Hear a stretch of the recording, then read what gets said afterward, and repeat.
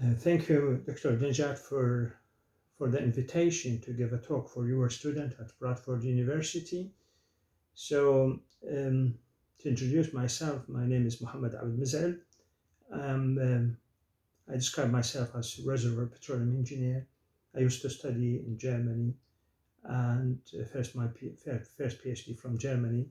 The second one is from Bradford University in Management and Marketing. So, I used to work in many international oil companies, starting with Deutag in Germany, then in Repsol, Spain, and then RWE, DIA in Hamburg, and then E.ON in UK, in London. I used to work as well as a Director General for Iraqi Drilling Company, OPTC, or Oil Product Distribution Company, and for now currently as a Director General for Reservoirs and Field Development Directorate in Baghdad. It's part of Iraqi National Oil Company. So it is. I just try to summarize what I want to say here in summarize some of the experience with international oil companies, the way of thinking management-wise, and from the engineering and G&G perspective as well. So I try to select one of those subjects, which is comprehensive slides showing the how is the management of our international oil company and the operation team, which is G&G and RE, cooperate together in order to bring some development to the surface. So, as I said, I selected this subject, is evaluation of petroleum exploration opportunities. And first, I would like to explain here. It is every company has own goals, strategies to remain actually competitive in the market. So there is many factors which are very important to go ahead to develop an oil and gas field. These more principal, let's say, factors, development and production, geosciences goals to reach company target. What is the IOC negotiate with national oil companies or government authorities? The IOCs, the international companies, cost estimation process, and they do have own portfolio management. Those 4 points is the very, very basic for every international company to stay competitive in the market.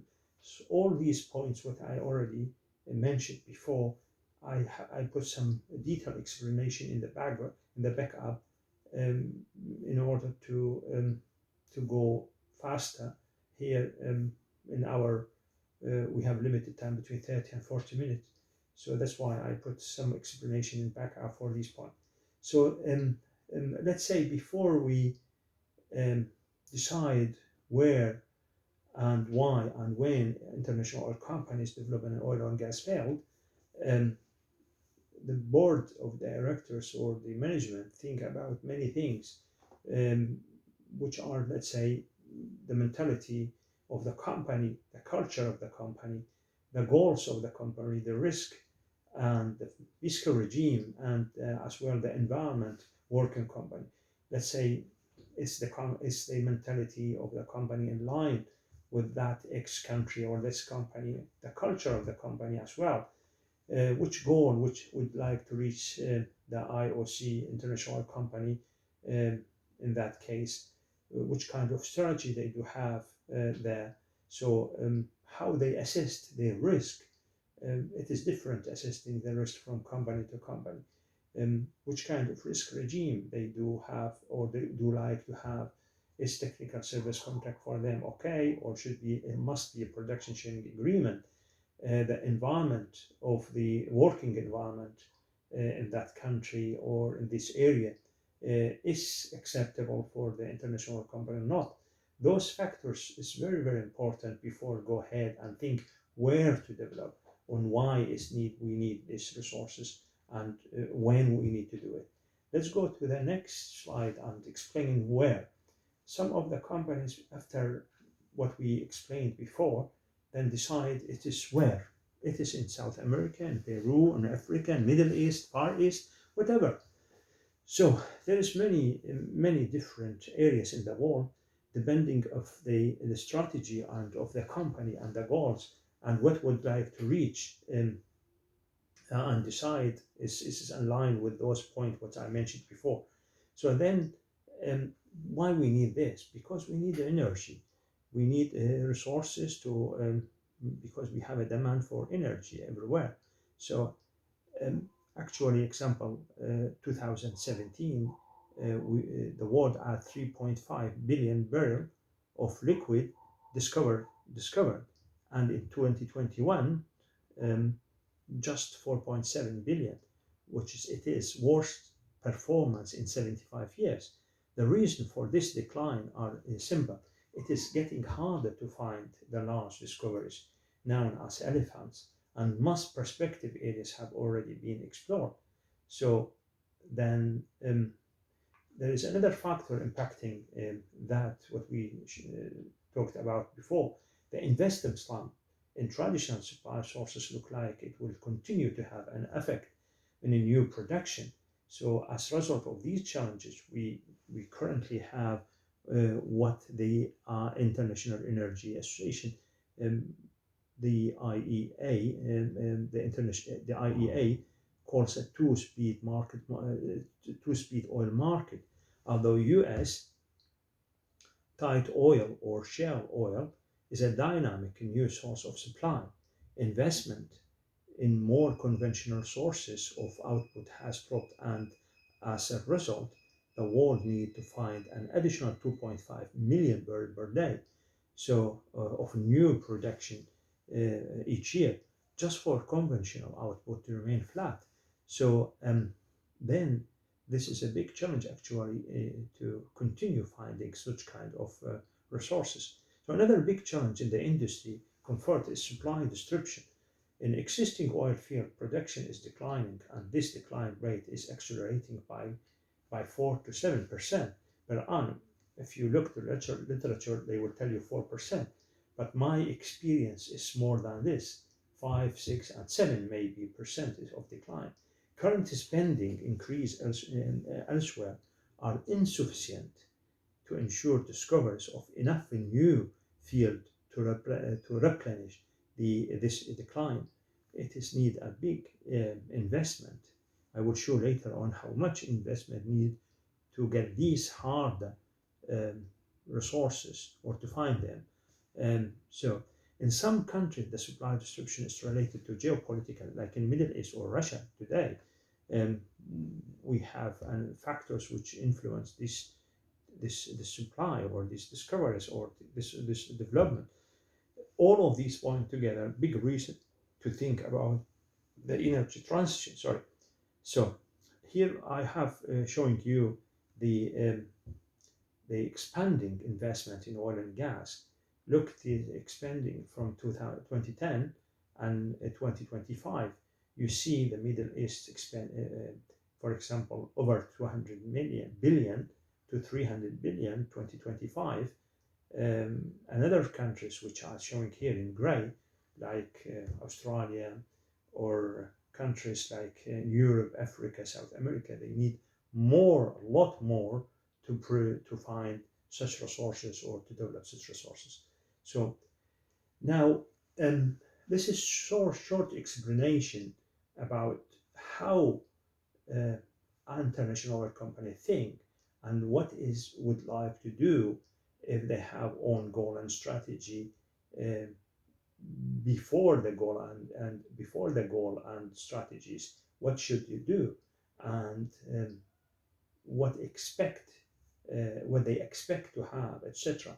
So this some short explanation how the international oil companies deal with the developing of their resources.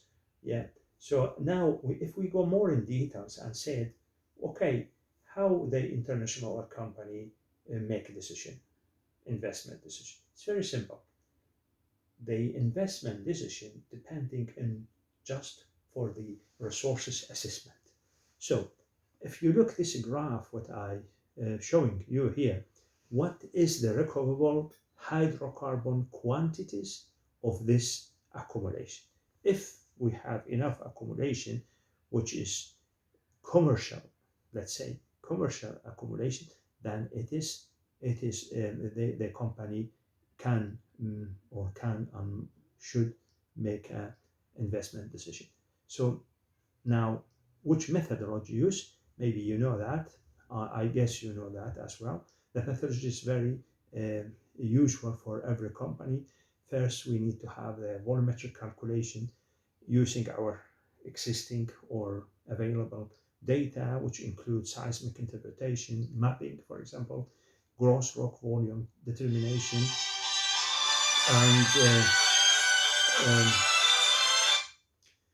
and volume of liquid and gas at surface, and then the economic evaluation, which is discounted cash flow analysis. So then we have how we calculate the in-place resources. In-place resources is it is the hydrocarbon pore volume multiplied by formation volume factor, which is we can have here the gas original in place or stock tank oil original in place. So recoverable resources, it is the in-place resources multiplied by the recovery factor, depending on the drive mechanism and production strategy. The recovery factor in general varies between 80 to 85% for gas. So in the literature you find is 50% sometimes, which is I never made 50%, between 20 and 70% for oil. So I rarely met 70%. It is a little bit less than 70%, yes. Majority is between 30 to 65, maximum 67. So it is in the range, yeah. Then before we go ahead with this, then there is a risk resources analysis, which we call geological risk analysis. Our colleagues from the G&G part, they will calculate that. How they calculate that, we will look at it now a little bit here. So before we go to this analysis, let me explain a little bit what this is, the risk analysis. What is the chance of finding the minimum amount of recoverable hydrocarbons as estimated in the prospect assessment? So this is the risk. What is the chance of finding the minimum amount of recoverable hydrocarbon as estimated in the prospect assessment? So there is another thing which we need to take in consideration is the probability of discovery. The estimated prospect probability is not the probability of making a discovery, but it is the probability of finding at least the minimum quantity of hydrocarbons. We estimated in the resources assessment. This is the minimum, yeah, the minimum quantity of hydrocarbon we estimated in the resource assessment. This altogether, it is the main, is for me, is the sum up or the main principles independent risk factor. So more explanation, you will find it in the backup slides about this point, what does mean, etc., and how you, if you need more explanation. Look at the graph here, the next one, which is very simple graph. You see from 0 to 1, it is the probability, which is if one probability, let's say 0.1 is the risk, it means very good. And the other way around, if you have one risk and 0 probability, it means it is nothing, it is impossible to do that. That's why calculation of the probability is 1 minus the risk.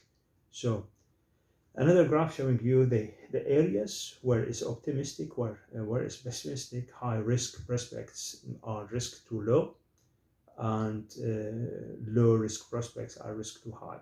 So I collected some information from different articles, different websites, and from books as well, which in line with my experience. So probabilities and their meaning.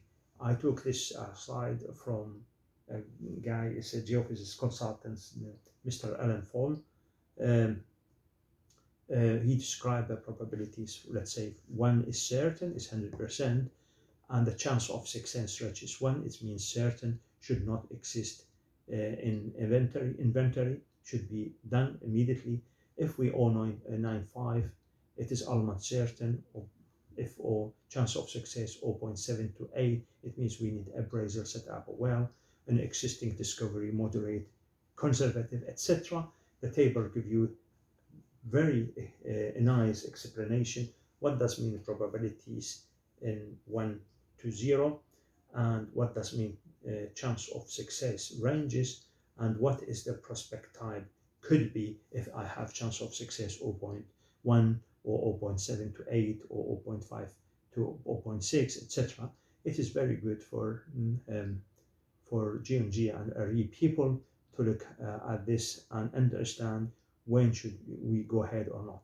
The probabilities and their meaning. Here a little bit explanation what we talked about. Different people assign different probability numbers to the same words. For instance, highlight can be anything between 95 and 65 depending on the psychology and the personal experience of the estimator.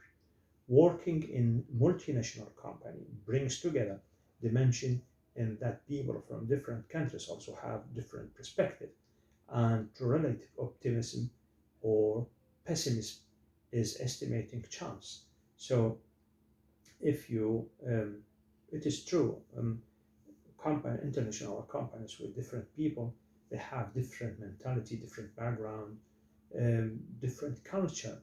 So some of them optimistic, some of them pessimistic. So those, it is very, very good to have this combination in a company. So this bring us somehow less risk. But in both cases, pessimistic or optimistic people, according to their background, still there is a risk. It is both could be wrong. Yeah. So this here I would like to say factors that determine if a well is a success or a dry hole. So actually there is a 5 elements of petroleum fields. All geologists working in that five elements. So all of these elements must work in order to have discovery. If a single element fails, then we have a dry hole. Risking is done by multiplying the estimated probabilities of the presence and effectiveness of these 5 elements. The probabilities are estimated at decimal, where p is 1 and p equal to 1 is certain and p equal to 0 is not possible. The chance of success, actually COS, it is equal to the source multiplied by migration, multiplied by reservoir, multiplied by trap, and multiplied by C. One of those elements, if fails, then it is dry hole.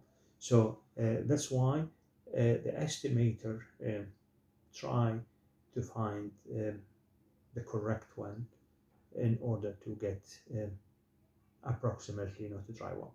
So again here some interesting picture showing you how they are together and telling you all elements must work. Are you feeling lucky or you are feeling smart to do that?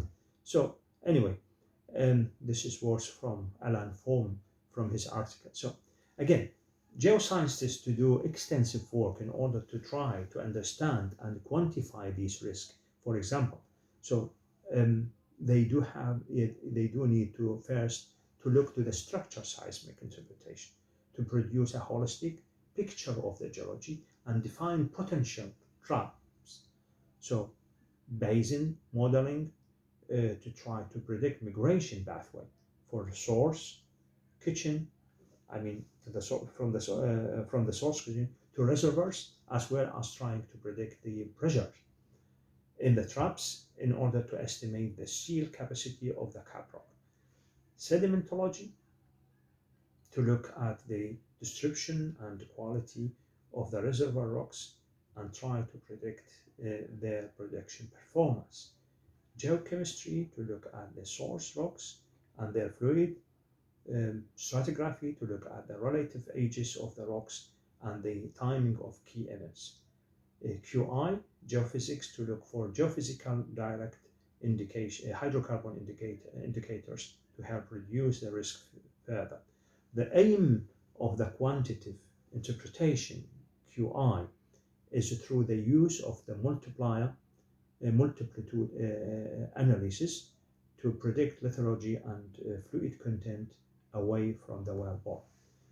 And several other specialists that try to quantify the risk, and finally somebody to put it all together and come up with a risk and volumetric estimate. So I have here some explanation about the geologist risking, but I won't explain everything here. Generally, we do through a range of calculation, volumetric calculation, starting from the geologist when he doing P90 case. It is the most pessimistic case. P50 case is the middle case, let's say sometimes we call it P mean, and a P10 case is the optimistic case. We have three numbers, and let's give you some example here. If I have P90, P50, P10, this does not mean that the prospect will be economic, as it is possible that if discovery were to be developed, it would not have positive cumulative cash flow. The economic chance of success is the geological chance of success multiplied by the percentile case of the minimum economic volume. So I give you here example in the slides. If you look here to the geological chance of success is 35%, and 70% of the volumetric estimate of the recoverable hydrocarbon is the minimum economic volume. The economic chance of success, the economic chance of success is 0.35, what we said, the geological chance of success, multiplied by 0.7%, we have 0.2245, which is still a small number to go ahead for drilling. The sum-up exploration is risky business. Geosciences are trying to quantify and understand the risk, but these risks can never be eliminated. In estimated psychology is often as important as geology. As I mentioned before, even when we have international people from every country, different psychology, different culture, different way of estimation. We said two petroleum, two reservoir engineers, two production profile. The estimator, it is still there is risky. The question is hydrocarbon exploration risky business? Indeed, it is risky business. Hydrocarbon exploration is risky business. Oil and gas companies risk billions of dollars each year in trying to find new resources. In general, only about 40% of exploration will find hydrocarbons, and only about 30% of exploration wells lead to potentially commercial discoveries. In frontier basins, only about 10 to 15% of wells find hydrocarbon, with less than 10%. So buying commercial. So this number is variant from country to country. Middle East may be less, but generally speaking, is the number used over all the world. Before I finish this presentation, I tried to have it in 30 to 40 minutes with your questions, and if you would like to have more explanation to some point from the first slide what I explained, you go to the backup slides and you would see the explanation of that what we explained. All questions will come. I will come only question from your side in Bradford, United Kingdom, or from my student here at Baghdad University, or my colleagues who are hearing me, and any question I try to help, I try to answer. Thank you.